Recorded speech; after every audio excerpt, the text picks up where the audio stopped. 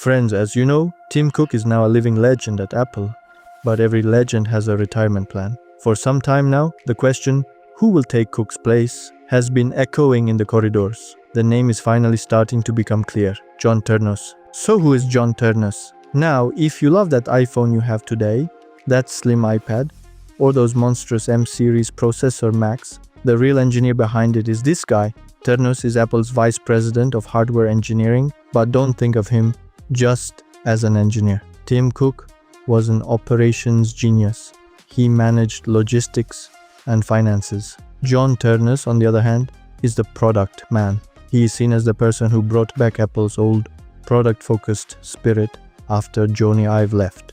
As for his character, sources within Apple say that the man is very humble but also extremely obsessed with perfection. You must have noticed that calm power in the presentations. If Ternus becomes CEO, Apple's next 10 years could see much more radical hardware changes. So they release the same phone every year narrative might become a thing of the past in the Ternus era. I am frankly excited because having a tech guy at the helm of Apple means innovation will accelerate.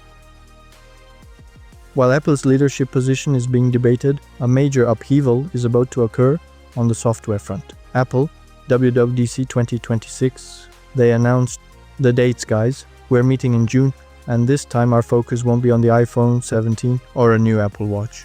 Our focus is iOS 27 and that new Siri. Look, for years we've been saying, Siri, do this, and it says, I found this on the web. It's a disgrace, nothing else. But with iOS 27, Apple is now taking control. Siri is turning into a chatbot, just like any other chatbot. It will no longer just take commands, it will establish a context with you. When he says, find that photo we talked about the other day and send it to my mother, he won't ask, which photo, brother? He'll find it instantly. Do you know what the other secret but biggest news of WWDC is, my dear friend? The end of Intel. Yes, you heard right. Apple is preparing to completely end support for Intel-powered Macs this year. Those old MacBook Airs and noisy iMacs are now being phased out via software. Apple is completely withdrawing into its own silicon world. If you still own an Intel-based Mac, it's probably time to slowly say goodbye to it. Let's move from software to hardware and then to a global scandal. Chinese giant Alibaba, he's sweating profusely right now. Do you know what happened? It's the kamikaze drone scandal, as you know. So you go and order a drone from Alibaba, right? You say you're going to shoot videos as a hobby. However, according to allegations, some civilian drone parts and even drones themselves sold through Alibaba have been modified and converted into kamikaze planes in war zones.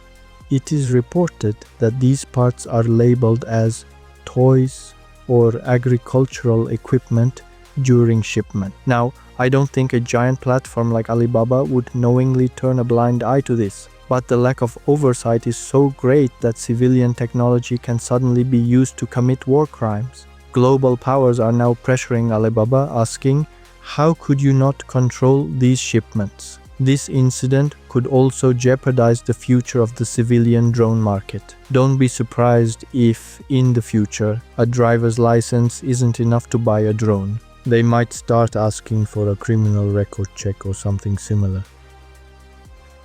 With drones and wars, let's go to North Korea, a place where geopolitical tensions have reached their peak. Kim Jong-un has done it again. North Korea has legalized the use of nuclear weapons and the status of these weapons for future generations. Do you know what this means? We will never give up nuclear power. We've written it in our constitution, they say. Even more frightening, there's talk of a system that would automatically launch nuclear missiles if it perceived a threat to the leadership or strategic targets. So these guys have entered a if I'm not here, the world doesn't exist mode. Technology doesn't just make our lives easier, folks. Sometimes it can also constitutionally guarantee the quickest way to destroy the world. This situation will completely upset the balance in the Pacific, that's for sure. Now let's talk about our crazy project expert, Elon Musk. The man destroyed the world, Now he has his eye on the moon. Do you know what Musk's new plan is? Building a massive artificial intelligence data center on the moon's surface. So how are they going to launch these massive servers to the moon? This is where it comes in. A plan for a giant electromagnetic launcher he's entering. Now listen, my dear friend. He's imagining building an electromagnetic rail system to eliminate the fuel costs of those massive rockets, and launching cargo into the depths of space in seconds. So why are they building a data center on the moon? Because AI servers get incredibly hot. The moon's freezing.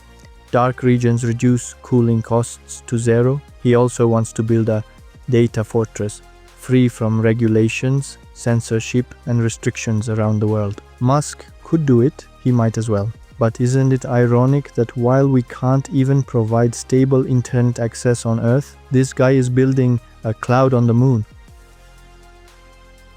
Let's continue with a somewhat mysterious death that shook the technology and business world. The world's most controversial, highest earning, and most criticized platform, OnlyFans owner Leo Radvinsky, he passed away at the age of 43. Look, OnlyFans has become more than just a content site. It's become a massive economic force. Radvinsky was the man who bought the platform and transformed it into a multi-billion-dollar empire. 43 is a very young age for such wealth and power. There is still no clear information about the cause of death, but discussions have already begun in the tech world about what will happen to the platform's future. Radvinsky was a name that preferred to stay in the shadows, but the system he created is now one of the biggest sources of internet traffic. Let's see how this death will change the platform's content policies. In the world of technology, it's no longer enough to simply say a new processor has been released. Technology now means politics, economics, war, and even constitutions. Will the Ternus era begin at Apple? And will Siri finally understand us? We'll see. But what I'm really curious about is what kind of restrictions will be placed on civilian technologies after these drone scandals. And of course, Musk. If he builds that data center on the moon, are you ready to store our data there? What do you think? Can Ternus save Apple? Have you given up on Siri? Or are you saying this will be over with iOS 27? Let's discuss in the comments. I'll read them all. Take good care of yourselves. Stay connected with technology. Goodbye.